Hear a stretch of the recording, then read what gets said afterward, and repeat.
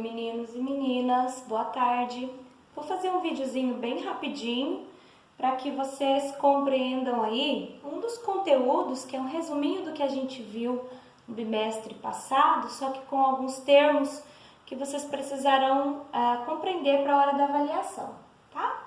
Por isso vou fazer o videozinho para vocês. Então nós vimos a importância da comunicação e dos textos científicos, que são os dois conteúdos da avaliação, bem como o referencial bibliográfico. E por fim, nós temos algumas formas de transmissão dessa comunicação humana, certo?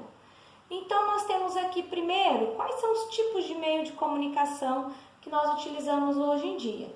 A fala, a escrita, gestos, e-mails, chats, pinturas, assovios, redes sociais, tá bom?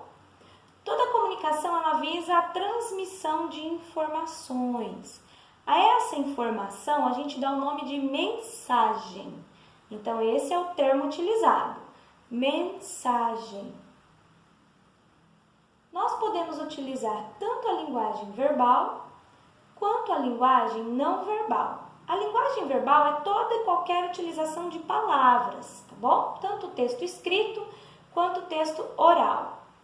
A linguagem não verbal são outros símbolos, outras simbologias que também significam dentro do espaço da comunicação, como por exemplo, a música, a dança, os gestos, a mímica, certo? A linguagem é o que determina os seres racionais lógicos dos seres irracionais. Depois vocês têm o conceito aqui de língua. A língua é entendida enquanto um conceito social, uma prática social.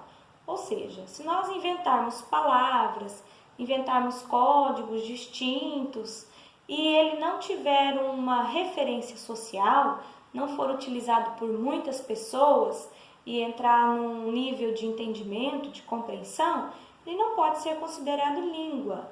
Por isso que existem muitos dialetos, existem muitos vocabulários, mas que só passa a ser língua a partir do momento em que ele é um produto social. Ok? Depois vocês têm a função dessa língua, um bem único e coletivo, tá? Ninguém sozinho pode criar uma língua. Ela é criada, construída e transformada de maneira gradativa.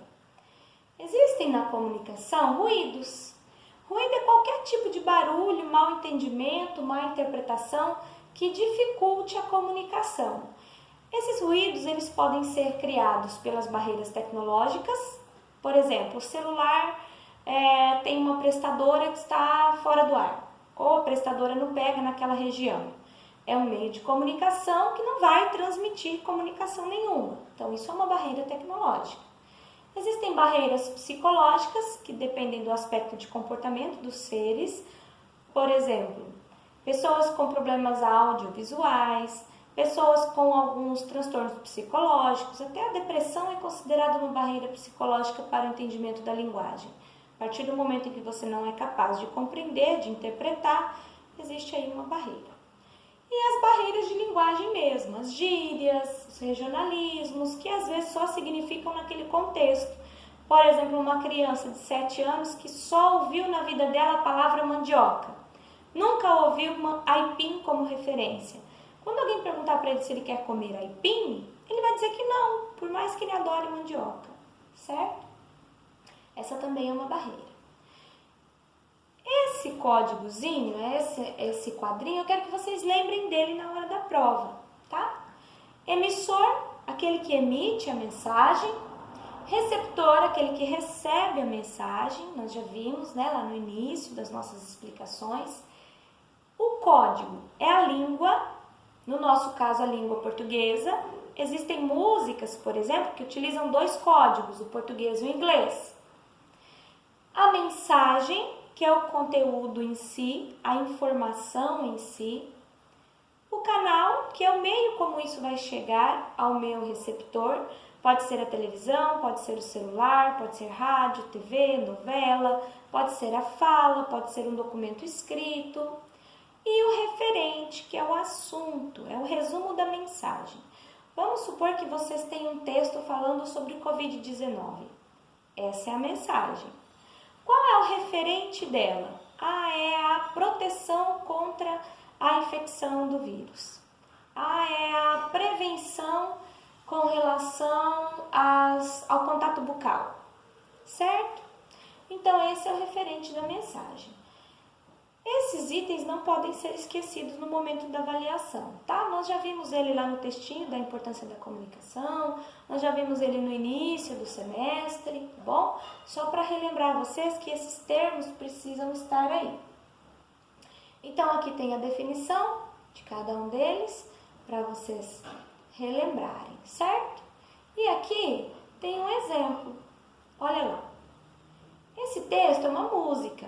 Que país é esse, do Renato Russo? Qual é o código a ser utilizado? A língua portuguesa. Não tem nenhum termo aqui em inglês, só português. Qual é o referente, o assunto? Uma crítica social com relação às desigualdades. Qual é o meio de comunicação que isso chegou até mim? O canal.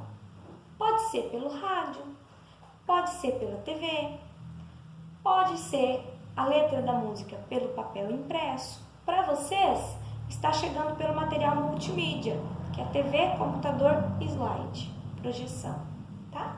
Então, ela pode chegar a vocês de qualquer maneira, né? Vocês aqui vão ter que ver isso no texto que está lá. E depois vocês têm quem é o emissor. No caso, o emissor aqui é o autor da música ou o cantor. E o receptor, vocês, tá? E aí tem as tabelinhas para vocês preencherem. Nada mais isso, tá bom?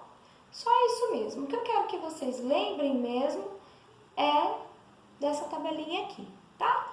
Emissor, aquele que emite uma mensagem. Receptor, aquele que recebe a mensagem. O conteúdo da mensagem é o referente.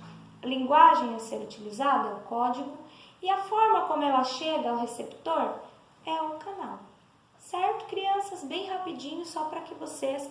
muitos alunos não foram na aula presencial, né? Então, para vocês aí terem ideia do resuminho do conteúdo.